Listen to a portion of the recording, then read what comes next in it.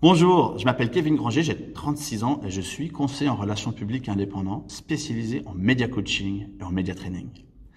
J'ai le plaisir de vous proposer cette petite vidéo car depuis le début de l'année, j'ai le privilège d'être le partenaire officiel de Marcel Rhône Communication pour la Suisse romande et de proposer sa qualité de service à ses clients en Suisse romande.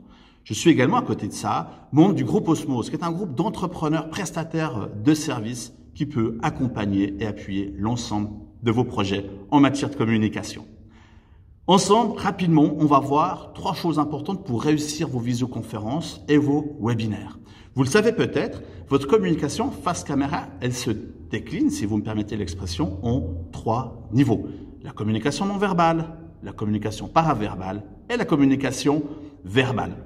Elles n'ont pas la même valeur et on va identifier 3 petits trucs dans chacun de ces niveaux afin de vous permettre de réussir avec succès vos prestations face à votre webcam. Première chose, la communication non verbale. C'est la plus importante des 3. C'est à peu près 60% de votre communication. La chose la plus importante dans la communication non verbale, c'est votre regard. Votre regard doit être dans la caméra avec laquelle vous parlez. Finalement, c'est la même chose que quand vous parlez avec des gens, vous regardez les gens dans les yeux. Avec une webcam, c'est la caméra qui remplace vos yeux. Parlez avec la caméra, gardez votre regard sur la caméra. Premier conseil, communication non verbale. Deuxième conseil, le paraverbal. Voilà, le silence, ça, c'est le paraverbal, c'est les silences, c'est les onomatopées, ce sont également les rires, c'est la mélodie de la voix, c'est votre articulation.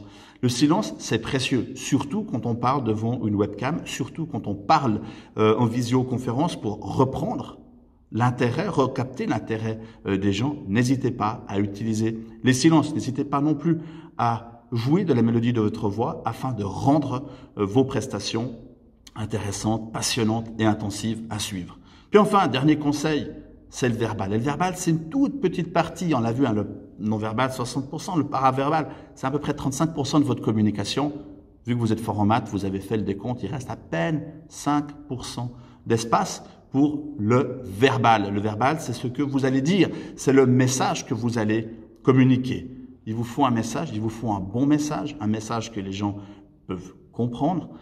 Pour créer ce message impactant, pour créer de la puissance dans votre message, contactez-moi, Kevin-Granger.ch. Merci de m'avoir écouté.